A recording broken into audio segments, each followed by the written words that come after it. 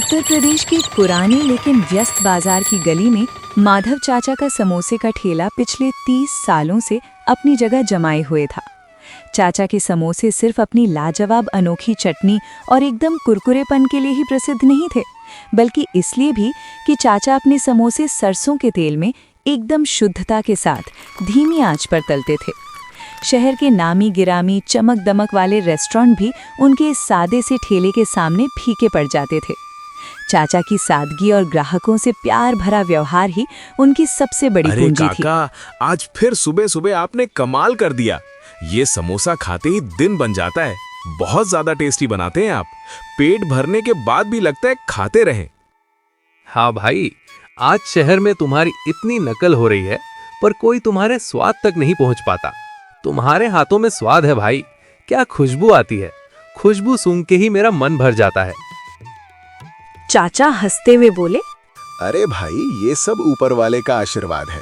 समोसे का असली स्वाद तो ईमानदारी से इस्तेमाल किए गए तेल की शुद्धता और मेरी बरसों की मेहनत से आता है, न कि महंगे महंगे विज्ञापनों से।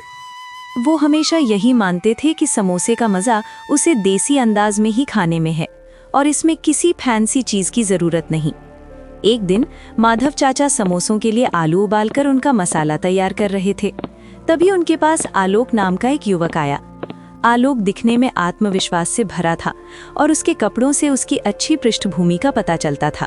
उसने हाल ही में एक प्रतिष्ठित खाना बनाने की संस्था कुलिनरी इंस्टीट्यूट से उच्च प्रशिक्षण डिप्लोमा प्राप्त किया था, लेकिन उसे अपनी पसंद की कोई अच्छी और बड़ी नौकरी नहीं मिल रही थी।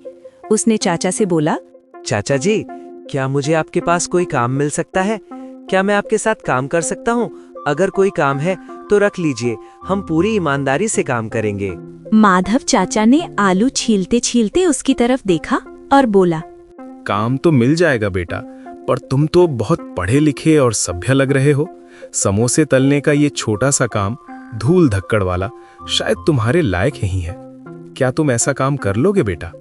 हाँ चाचा जी, मैं कोई भी काम कर लूंगा, क्योंकि मैं खाली हूँ और मैंने शहर में हर जगह आपके काम की चर्चा सुनी है। मैं आपसे हुनर सीखना चाहता हूँ। पैसा कमाना मेरा लक्ष्य नहीं है, बल्कि कारीगरी सीखना है। माधव चाचा को आलोक की लगन और उसकी आंखों में सीखने की चमक दिखाई दी। ठीक है, तुम कल से आ जाना। सुबह जल्दी आना, पर मेरे ठेले पर एक नियम है, काम पहले और अहंकार बाद में। जो मेरे साथ रहता है उसे सादगी से रहना पड़ता है। आलोक ने उत्साह से जवाब दिया, हाँ चाचा जी, मैं जरूर ध्यान रखूंगा। कभी भी शिकायत का मौका नहीं दूंगा। अगले दिन से आलोक ने काम शुरू कर दिया। वो बहुत तेज, फुर्तीला और मेहनती था। उसने माधव चाचा से समोसे के लिए आटा गूंथने का सही तरीका, आलू के मसाले में सही नमक मिर्च डालने का अनुपात और सबसे जरूरी, समोसे को गोल्डन क्रिस्प यानी सुनहरा कुरकुरा तलने की कला जल्द ही सीख ली। वो अपनी कलात्मकता का भी उपयोग करता था। उसने चटनी को परोसने के लिए छोटे आकर्षक कपों का इस्तेमाल करना शुरू कर दिया, जिससे ग्राहक बहुत प्रभावित हुए। कुछ ही हफ्तों में आलोक के आने से ग्राहकों की कतारें और लंबी हो गई। एक हफ्ते बाद शहर के सबसे प्रसिद्ध फूड ब्लॉगर ने माधव चाचा के ठेले पर आकर एक वीडियो बनाया। वीडियो में उसने विशेष रूप से चाचा के बरसों पुराने प्रामाणिक हुनर की और साथ ही आलोक के आधुनिक और साफ सुथरे प्रस्तुतिकरण की खूब तारीफ की। उसने कहा कि ये ओल्ड स्कूल मास्टरी और यंग एनर्जी का बेहतरीन संगम है। इस वीडियो के कारण उनकी बिक्री कई गुना बढ़ गई और बाजार में उनकी चर्चाएं और तेज हो गईं। ये बढ़ती हुई प्रशंसा और यंग एनर्जी टैगलाइन सुनकर आलोक के मन में धीरे धीरे अहंकार की भावना पनपने लगी। उसे लगने लगा कि ठेले की सारी सफलता माधव चाचा के पुराने हुनर के कारण नहीं, बल्कि उसके नए विचारों, आधुनिक प्रस्तुति और संस्थान से मिले उच्च ज्ञान के कारण है। एक दोपहर समोसे तलते हुए आलोक ने थोड़ा व्यंग भरे अंदाज में कहा, चाचा जी, आप अब भी वही पुराने ढंग से समोसे क्यों बनाते हैं? इस युग में ग्राहकों को नयापन चाहिए। अगर हम समोसे में थोड़ी मेयोनीज या चीज का इस्तेमाल करें या इसे स्मोक्ड पनीर समोसा नाम दें, तो ये और भी ट्रेंडी हो जाएगा। मैंने अपनी पढ़ाई में ये सब सीखा है। माधव चाचा ने बिना गुस्सा किए शांत होकर समोसे को पलटा। बेटा, हर खाने की अपनी एक पहचान होती है। समोसा अपने मूल देहाती स्वाद के लिए जाना जाता है। हर ग्राहक को नयापन नहीं चाहिए होता, बल्कि उन्हें वो विश्वसनीय और सादा स्वाद चाहिए होता है जो उनके बचपन की याद दिलाए। आप नहीं समझेंगे चाचा, आपका तरीका पुराना है, बाजार अब बदल चुका है। अगर आप मेरे बताए हुए बात पे नहीं चलोगे तो देखना बहुत पछताएंगे। चाचा ने सिर्फ मुस्कुराकर जवाब दिया। हुनर और तकनीक किताबों से आती है बेटा, पर असली स्वाद दिल से और बरसों के अनुभव से आता है। इस जमीन से जुड़े रहो, तभी समोसे में जान आएगी। अगले दिन आलोक ने बाजार के शॉप से कुछ सामग्री खरीदी और ठेला के पास आया और एक बड़ी गलती कर दी। उसने चाचा को बिना बताए अपने आधुनिक समोसे बनाने के लिए कुछ अजीब सामग्री खरीदी थी। वही उसने समोसे में मेयोनीज और मीठी चटनी का एक नया मिश्रण भरकर अपने बैच के कुछ दोस्तों को मुफ्त में खिलाया। दोस्तों ने चापलूसी करते हुए खूब तारीफ की। ये देखकर आलोक का आत्मविश्वास अहंकार में बदल गया। शाम को जब माधव चाचा हिसाब करने लगे तो आलोक ने आधे से अधिक पैसे अपने पास रख लिए। चाचा जी, ये मुनाफा मेरे अपने प्रयोगों और नए ग्राहकों को आकर्षित करने से आया है। ये मेरी मेहनत का हिस्सा है। माधव चाचा ने देखा, लेकिन उन्होंने कोई विरोध नहीं किया। उन्होंने केवल इतना कहा, बेटा आलोक, इस ठेले पर हर कमाई ईमानदारी से आती है और उसका हिसाब भी ईमानदारी से होता है। मैं जानता हूँ कि तुम बहुत हुनरमंद हो, पर अन्याय और लालच से बड़ी कोई आग नहीं होती, ये तुम्हें जला देगी। अगले 2 दिनों तक आलोक ने जबरदस्ती ग्राहकों को अपने फ्यूजन समोसे बेचे। शुरू में तो कुछ युवा ग्राहक नयापन देखकर खिंचे चले आए, लेकिन जल्द ही पुराने और नियमित ग्राहक नाराज होने लगे। एक वफादार ग्राहक ने शिकायत की, आलोक, ये क्या किया तुमने? ये समोसा अजीब लग रहा है। हमें माधव चाचा वाला असली समोसा चाहिए। तुम स्वाद खराब कर रहे हो।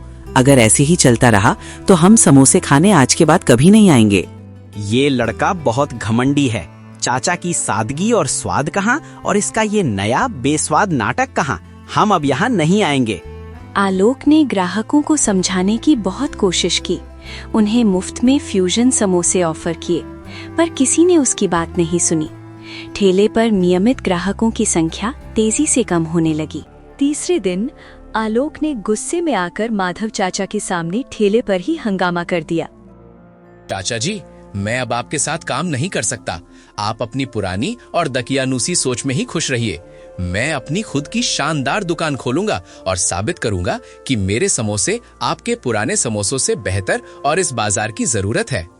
माधव चाचा का चेहरा शांत था, लेकिन उनकी आंखें दुखी थीं। जाओ बेटा जाओ, ईश्वर तुम्हारा भला करे। बस इतना याद रखना, समोसे का राज मसालों में नहीं बल्कि ग्राहक के भरोसे में है। ये भरोसा बनाने में सालों लगते हैं और टूटने में एक पल। आलोक ने चाचा के पैसे और पुराना ठेला वहीं छोड़ा और गुस्से में शहर के सबसे पॉश इलाके में एक चमकीली आधुनिक दुकान किराए पर ले ली। उसने इसका नाम रखा आलोक्स फ्यूजन समोसा लैब। उसने कई तरह के समोसे बनाए, butter chicken samosa, chocolate samosa, cheese chilli samosa, और महंगी पैकेजिंग का इस्तेमाल किया। शुरुआत में आलोक की दुकान पर अस्थायी भीड़ उमड़ी, क्योंकि शहर में नयापन था और लोगों को नई जगह देखने की उत्सुकता थी। वहीं माधव चाचा के ठेले पर बिक्री थोड़ी कम हुई, लेकिन स्थिर और भरोसेमंद बनी रही।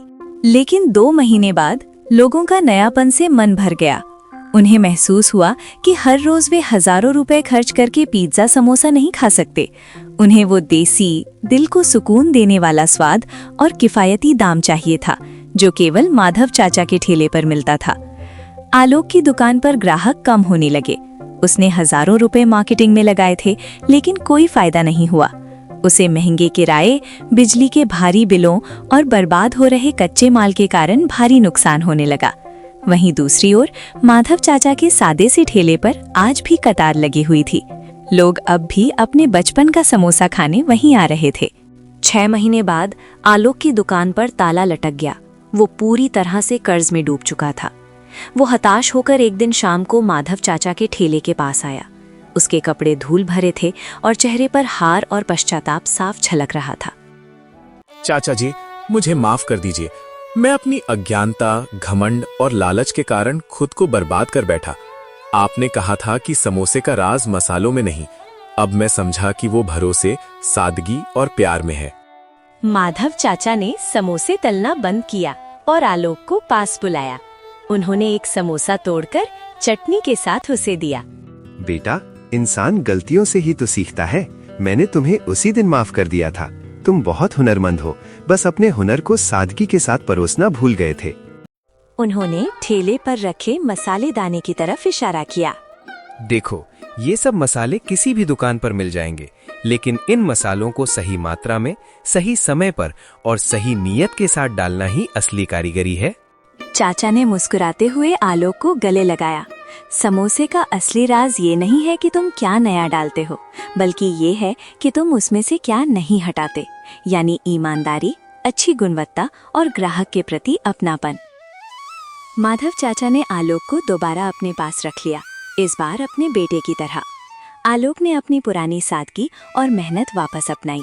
वो अब समोसे का हुनर सीख चुका था, लेकिन उससे भी ज्यादा वो जीवन का सबसे बड़ा सबक सीख चुका था कि किसी भी कारोबार में अहंकार से बड़ा कोई दुश्मन नहीं होता। तब से वे दोनों साथ में काम करने लगे और माधव चाचा ने खुशी खुशी आलोक को अपने समोसे के व्यापार का उत्तराधिकारी बना लिया। इसी तरह के वीडियो देखने के लिए अभी प्लैनेटून को सब्सक्राइब करें और वीडियो अच्छा लगा हो तो लाइक करें।